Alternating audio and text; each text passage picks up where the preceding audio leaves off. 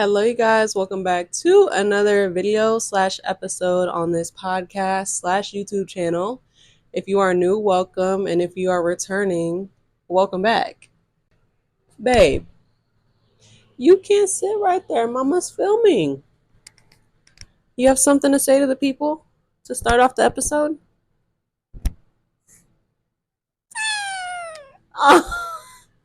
And today, y'all, I don't know what's in the air. I don't know if it's that new Mariah that's got me in the feels.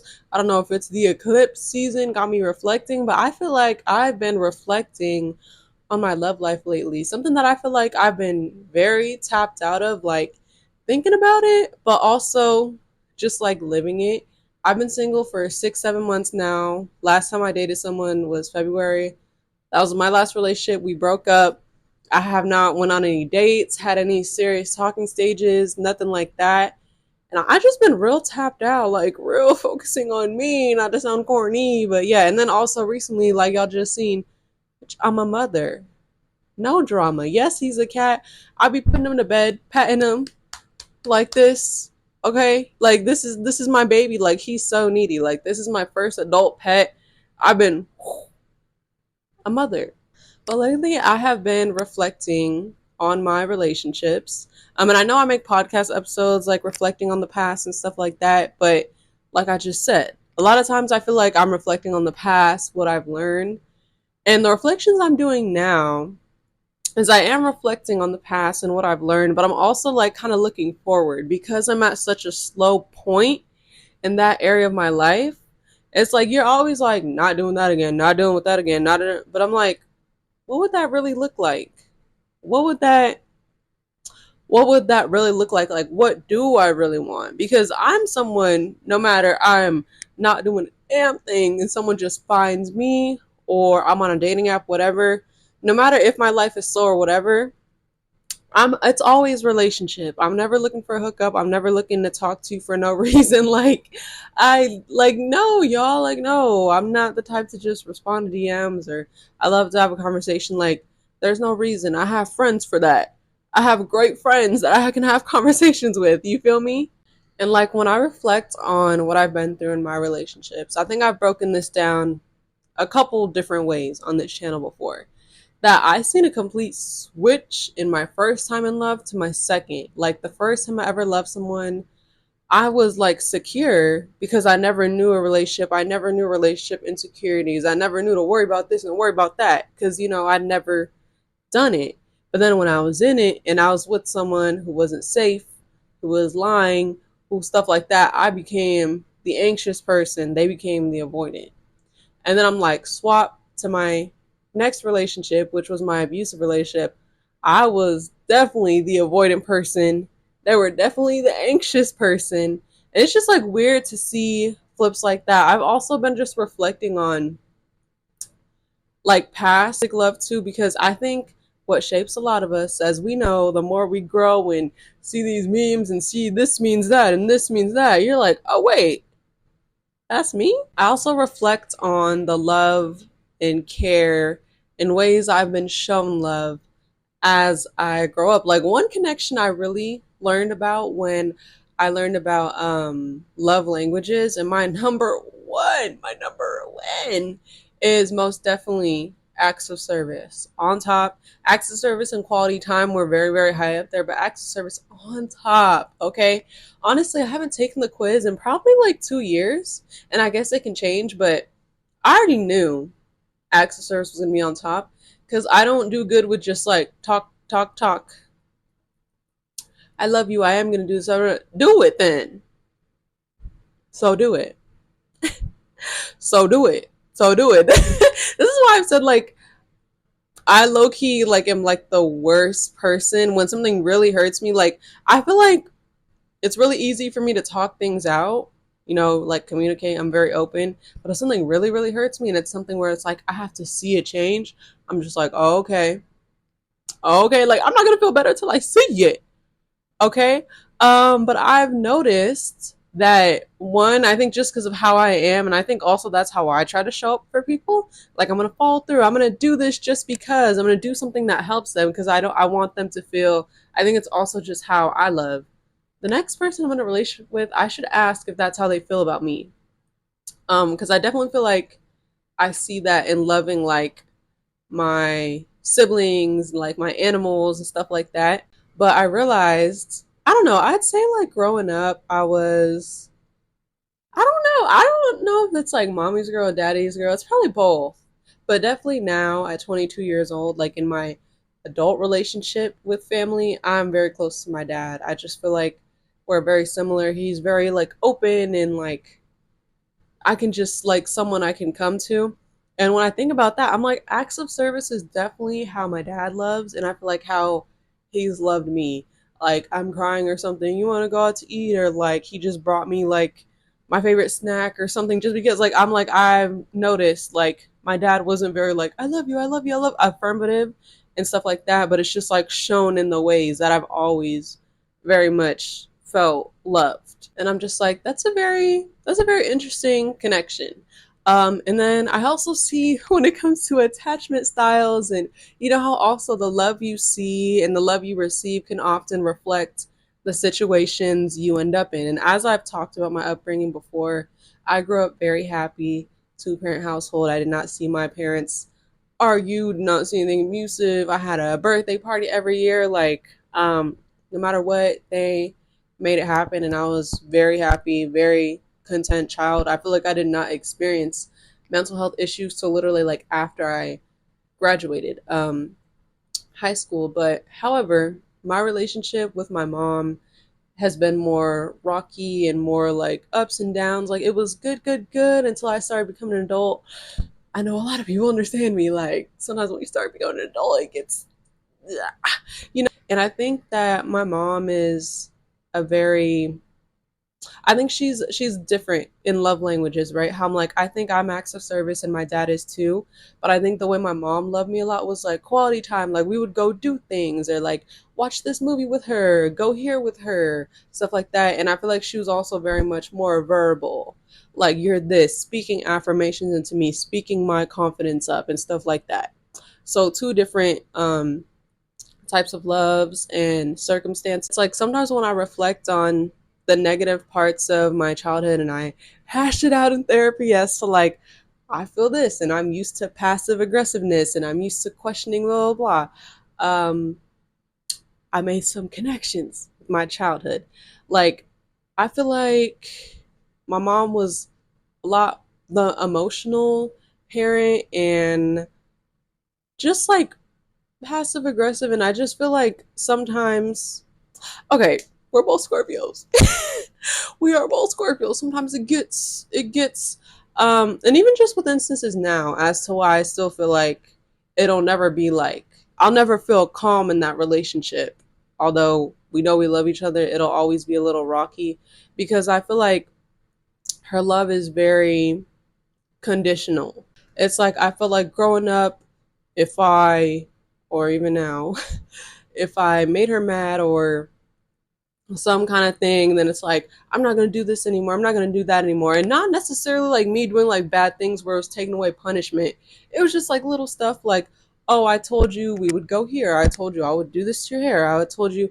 And it was just like, oh. So I feel like that's something I kind of like registered sometimes in that relationship, not feeling safe. Like, oh, I don't know if this is passive.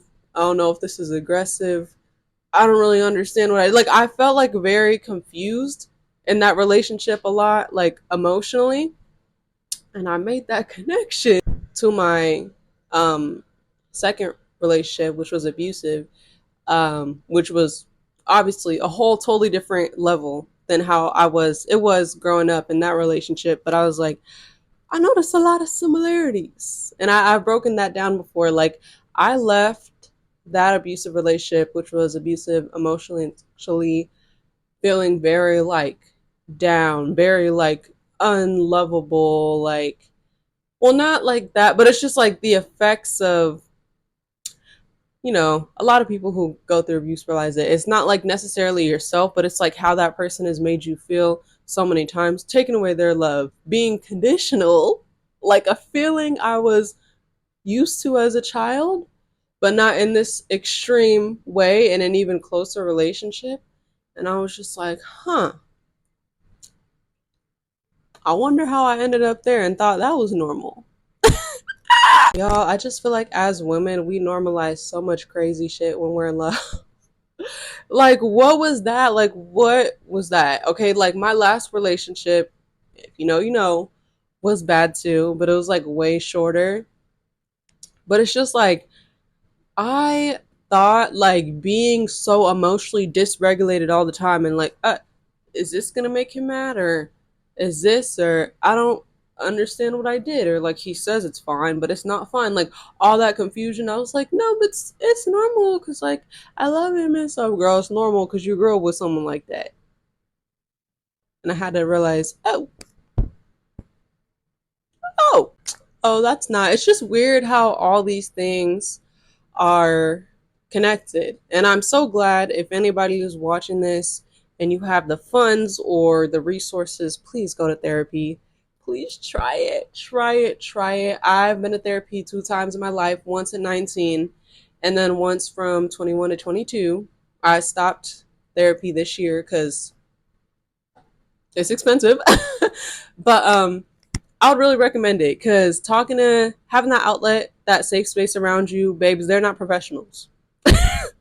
They're not professionals who can tell you your nervous system is like this because your mind is like this and your body's like this and your nerves in here are like this and like it just made so much sense and was so helpful, especially the second time when I went for sexual trauma, realizing all these connections and this is why I have anxiety. And when I go away from get down, cat mom 101.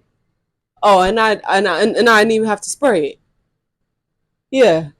Yeah, but anyways, now it's time to complain about like all the reflection, how I'm just like, this is the stuff I don't want, and I feel like it's very good again to be like, would never deal with that, would never do that again. But then it's like, and then what? This instead of that, that instead of this, you know? I'll start with the whole connection I just explained. Like, one, I can never deal with someone conditional again. Um, I feel like conditional love, like again having like one relationship growing up where I didn't feel that way, then one when I didn't, it was just so confusing. And that's like not how I treat people. Like I literally had an ex who would not like tell me I love you, or I don't think I love you, like just because I pissed him off.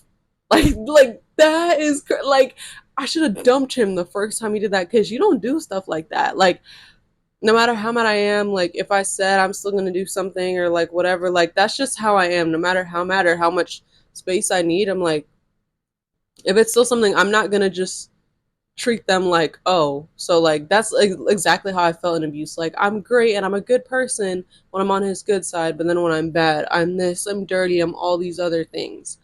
And I will never feel like that again. Never, never, never. I need someone who can not leave me confused. Just like I don't leave people confused when I'm angry or I'm upset. I'm able to explain, this is why I'm upset. I need space. I still love and care about you, but I need time so I can have this like I need people who can say all those words and not be passive aggressive. Bitch. Be passive or aggressive. Pick one. Out of 2 of the 3 serious relationships I've been in, I have only had one honest guy. Like honestly, that's crazy, y'all. Like it's crazy when you look at like abuse and stuff. It's like my abuser actually didn't lie.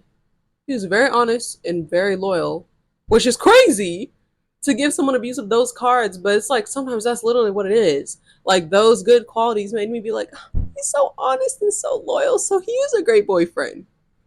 But girl, what about everything else?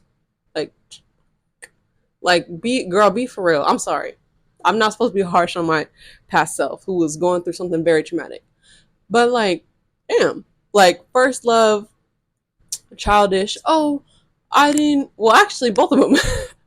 Like I wasn't being honest because I knew you'd get mad and I just wanted the conversation to be over. That's not a good reason. Last one. I wasn't honest because if I was honest, I didn't know how you'd react or blah blah. Why do boys think that makes it better? Oh, I wasn't honest because I didn't want to make you mad. I wasn't honest. Knowing me, knowing, do you? Do you see this tattoo? When someone is dishonest with me about any little thing, oh, you said you got a burger from McDonald's, but you got a chicken sandwich. Why didn't you tell me you got a chicken sandwich? Like, boy, don't play with me. Like, don't any little thing. Well, literally, because that's literally how I'm with people too. I practice what I preach. If I went to the bathroom at 3:15, I'm gonna tell you I went at 3:15, not 3:30. Okay? Why do men think that is perfect logic? Like, yeah, let me just lie so she doesn't get mad, as if she's not gonna get mad when she finds out you lie. What's not clicking? What's not clicking, Steven? Like, that is crazy, especially the last man, okay? Like, I give my first love a little bit of grace because we were 19 teenagers. Still doesn't excuse the way he ripped my heart out and stomped on it. But I give him a little bit of grace because, like I said, when I reflect, I was a little mean too. So, yeah, but this last man, 26 pushing 27, pushing about to be 30 in line like that. You.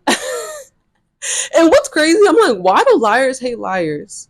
I remember both the first guy, the first real relationship I was in, and the last man. Oh, I hate when people lie. If you lie, I'm gonna block you, blah, blah, blah. Hate yourself. Hate yourself. Hate yourself. Hate yourself. Like, why do liars always think like the reason they lied is okay? But I would hate and block you, and if you lied, get the out of here with that shit. So yeah, like if you trying to be my man, don't even lie about I went to the gym at 5:15, but you really went at 5:20. Nothing, like nothing. The only time you can lie is if you are planning our engagement and you have to surprise me, or you're planning a really cool surprise for me. Like, I don't care. Don't lie about anything. I don't think it's a joke. Like, I just, something in my spirit. Because it's like, I understand. Some lies are deeper than others. This grown ass man that I dated in the last relationship one time lied when I said, like, did you buy more clothes? He said no, and he bought them. Like an hour later, he was like, I did bought them, but I didn't want to tell you. Mind you, he was broke buying clothes instead of saving up for a home. So I'm like, you're a grown man. Like, I can't tell you what to do, but now I'm pissed off because you lied, and I don't want to show you, and now I'm mad because you're mad. Blah, blah. Like, I literally, I just can't do it. Like, again, I said, I understand some lies are heavier than others, but even with that person, like giving them a little bit of grace, well, I'll just stay with them. Like, that was stupid. I'm annoyed, but I'll give them no.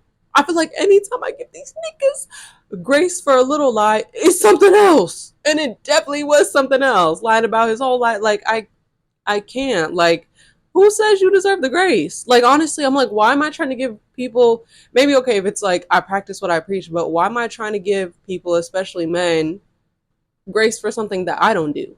No. There's someone as honest and as real as me, and that's my future man. Hey. Honestly, I know changing and growing and you not being perfect, because you are going to have to up your game and compromise and stuff in relationships too. But one thing that I feel like really scarred me about my last relationship is like, how much grace am I going to keep giving people to change? Um, I don't know why I feel like I'm always attracting these men that I can see clearly has some issues, but everyone has issues. So I'll just see how they deal with it. I'm like, maybe I need to talk to a therapist about that. Like, you know what also I've thought about is like how people who are in healthy relationships, like when it's really real, when you're really like, this is mine, like we're here, we have each other. And they're always like, when you're in a good relationship, of course you're still gonna argue and stuff, but they're like, when you know, you know.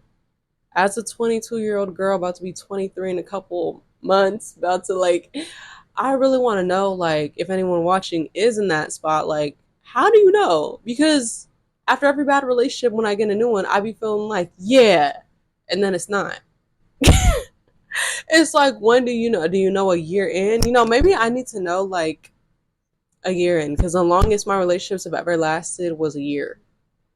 And then it always falls apart after a year. And I low-key be having a little bit of anxiety when it approaches a year. But that last one didn't even get to a year because he was not it. He was not it. But yeah, like the reflecting, the album. No more entertainers, Mariah. Did you have to? Did y'all see that one? Ah! Um, I think I'm tired of, again, I think because of one of the parental relationships I had growing up or that I still have now. But I'm just like, and reflecting on what love, kind of love I seek out for myself and stuff, I'm tired of feeling not safe.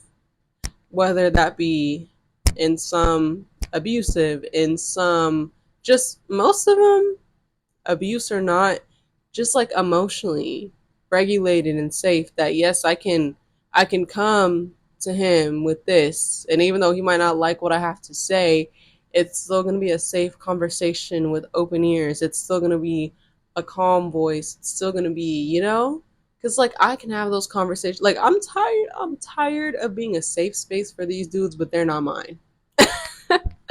That's the real tea. I'm tired of it, because again, who are you? If I'm not asking more than what I can give, what's the issue? I'm always, oh, the safe space for these men. I've never met anyone like you. I could never be so honest with you and blah blah. Oh, I wish I felt the same.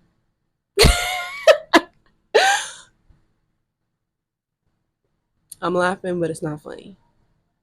I'm laughing, but it's not. I literally watched an interview probably like a year ago of Lauren London reflecting on her love with Nipsey, and I remember that was the first word she said when they asked her to describe her love in a couple words. The first thing she said was safe. Um, and yeah, I'm tired of not feeling that way. People, go to therapy. Even if you don't think you need therapy, go get that shit. You probably do. Because it shows the minute you get in a relationship with someone and you start twitching when she has one concern. She's not trying to argue with you. She's just talking to you, bitch. Like, please. Like, I'm so tired of feeling like the enemy and not feeling like a team. Like how people are always like, relationships is a team. It's not you guys versus each other. It's you guys versus the problem. That's always what I try to bring to these men, and it still ends up being you versus me. Oh, you just think just because you're calmer or whatever that you're, but like, no, I actually just think I'm better because I get that help and I try. I am better, but I don't know, y'all. Just tired. I think I'll probably make a part two to this, similar, scrambling my thoughts. But yeah, just feeling very reflective. And I hope I made anyone watching feel seen.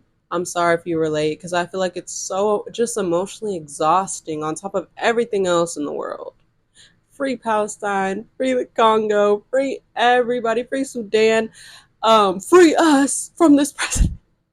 Free us from this president, bro. Like what? Like y'all, the weather app is pissing me off. Why did he define? Don't even get me started on that Christopher Columbus cartoon. I will smack him.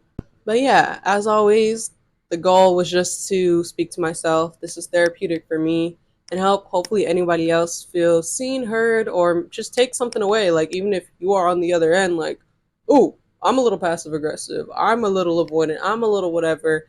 I hope you can self reflect a little bit so you can be a better lover for yourself and for whoever you want to love. I never meant to find it. Okay. That album got me in a chokehold, y'all. For all these people talking about how they didn't mess with Heart Sold Separately that well, it better be so easy to get these tickets once Mariah goes on tour. I'll be there in my cute little fit, crying, and you should be at home. Okay, I'm done blaming for real. Thank you guys so much for watching/listening. Don't forget to like, comment, and subscribe to this channel. And as always, I will catch you guys in the next one. Bye.